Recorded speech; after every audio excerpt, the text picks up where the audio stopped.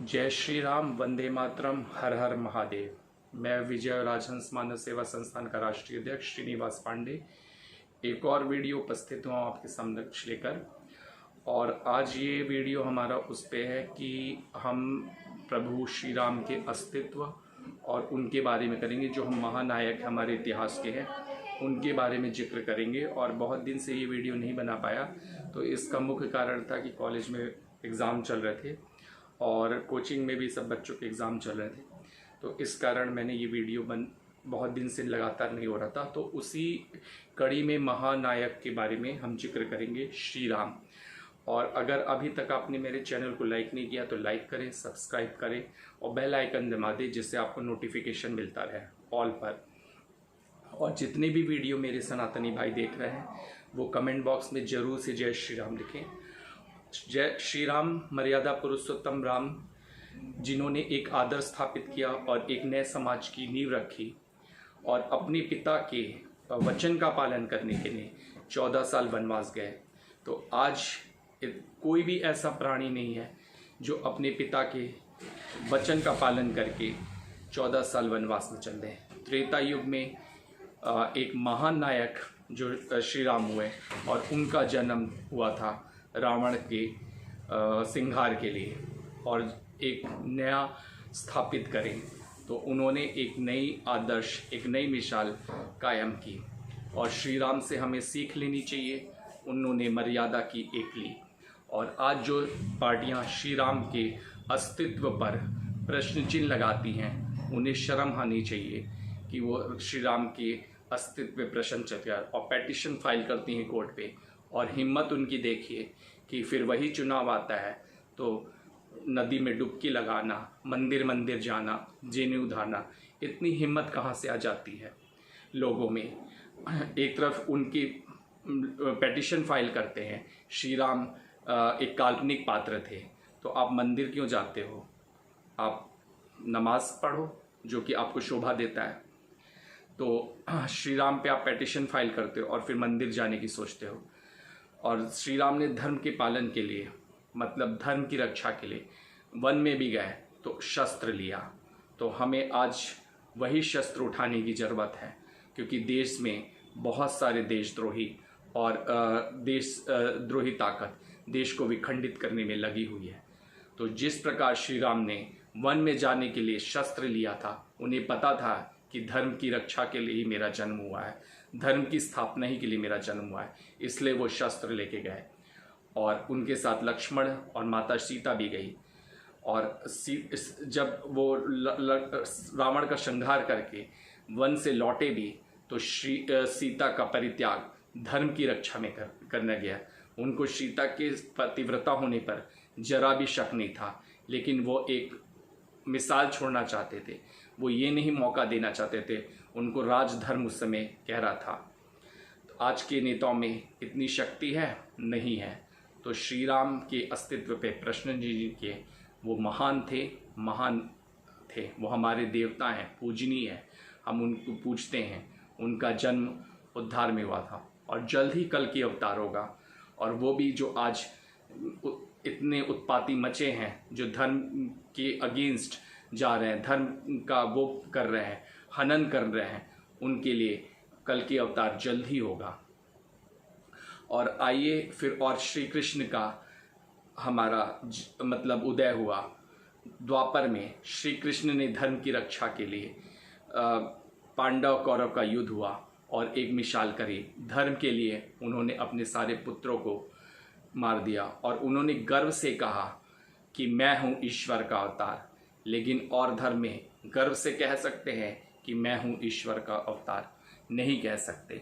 तो श्री कृष्ण ने धर्म की रक्षा करने के लिए कंस का वध करने के लिए और कौरव का वध करने के लिए लिया था। और अब उन्होंने द्रौपदी की लाज रखी थी। द्रौपदी को अपनी एक मर्यादा जो स्त्री की कुचली जा रही थी, उसके लिए उन्होंने उनका मान रखा द्रौपदी के, क्योंकि उन्होंने उन्हें अपना भाई और अपना सखा कहा था। श्री कृष्ण के पे सब बहुत प्रश्न करते हैं कि उन्होंने इतनी शादी की, तो उन्होंने कोई शादी नहीं की थी ज़्यादा। अगर आप इतिहास पढ़ेंगे तो उन्होंने इतनी शादी नहीं की थी। वो एक योगी राज थे और उनका जन्म ही धर्म की रक्षा के लिए हुआ था।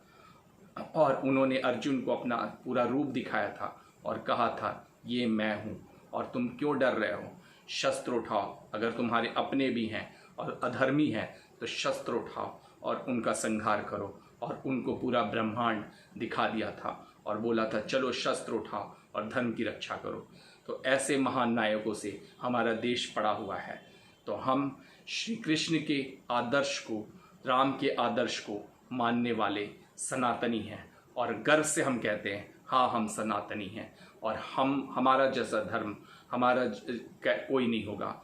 हम बहुत लिबरल रहे, इसी लिबरल हमारे और इसी दया का कई धर्मों ने हमारा फ़ायदा उठाया और हमारे विश्वास को तोड़या और हमें गुलाम बनाया। लेकिन हम झुके नहीं, आज फिर खड़े होने की चेष्टा है और आज फिर हमारा राष्ट्र गर्व से कहेगा, हम सनातनी हैं। तो ऐसे महान नायकों से हमारा देश पड़ा हुआ है। तो आइए हम श्री राम के कुछ बिंदुओं पर और प्रकाश डालेंगे।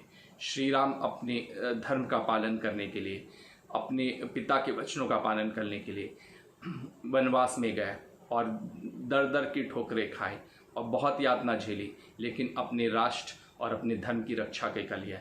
और श्री राम का युग एक आदर्श युग था, हर जगह खुशहाली थी और कोई गरीबी अमीरी नहीं थी और सिर्फ मतलब खुशी थी। तो उन्होंने धर्म की रक्षा की, राष्ट्र की रक्षा की और देश में एक नए सूत्रपात किया। तो श्री राम के अस्तित्व को हम नहीं नकार सकते और श्री राम का अस्तित्व हमारे लिए अहमूल है। और मेरी सभी सनातनियों से है ये अपील है कि अगर आप हमारे कमेंट बॉक्स में श्री राम लिखें, अगर आप अपने को सनातनी मानते हैं, और जो सनातनी अपने को नहीं मानते तो उनके लिए यही कह सकता हूँ कि आप अपने धर्म और राष्ट्र के प्रति आपको जरा भी वो भी अंदेशा नहीं है और जरा भी आप अपनी सोच धर्म और राष्ट्र के प्रति नहीं रखते। श्री राम हमारे पूजनीय हैं और जिन पार्टी ने पेटिशन फाइल किया था कि श्री राम काल्पनिक है, तो उनकी हिम्मत कैसे हो जाती है कि श्री राम को काल्पनिक कहने के लिए। और जब आप मरते हो तो आप राम नाम सत्य कहते हो और आप एक विशेष वर्ग को खुश करने के लिए श्री राम को काल्पनिक कहते हो, तो शर्म आनी चाहिए। और एक धर्म को खुश करने के लिए कार्यकर्ताओं पे गोली चलवा देते हो, तब आपको लज्जा नहीं आई, शर्म नहीं आई। और वही उसी पल क्षण आप रामायण कराते हो, पाठ कराते हो और ग्रह शांति की पूजा कराते हो। तो ये क्या दोगलापन, कैसा दोगलापन है, वो समझ से परे है। श्री राम हमारे आदर्श रहे हैं, श्री राम हमारे आदर्श रहेंगे और उनके अस्तित्व को कोई भी नकार नहीं सकता। और उन्होंने धर्म की रक्षा के लिए शस्त्र लेकर जंगल में गए और धर्म की स्थापना की और मतलब एक शान से राज किया और उनके राज में हमेशा खुशहाली थी। तो हमारे सनातन, अब हम वेद पुराण में, गरुड़ पुराण में आप देख लेंगे, जो हमारे गरुड़ पुराण में प्रश्न चिन्ह करते हैं कि हम श्राद्ध के महीने में हम मतलब ये अंधविश्वास है। तो मैं पूछता हूँ, जिस पर्व में किसी जानवर की हत्या कर दी जाए, उससे अच्छा तो हमारा अंधविश्वास ही है। कौन सा धर्म ये कहता है कि जानवरों की हत्या करके अपना पर्व मनाओ? तो ये तो बहुत ही गलत बातें हैं। और हमारा धर्म एक हमेशा से मतलब दया रहा है, उसमें दया का भाव रहा है। और हमें ये कहने में जरा भी संकोच नहीं है कि हम सनातनी हैं।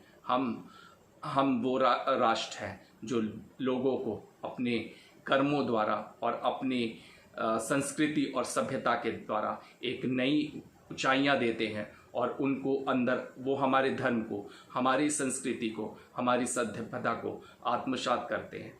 इसी के साथ मैं अपना वीडियो समाप्त करूंगा। जय हिंद, जय भारत, वंदे मातरम, जय श्री राम।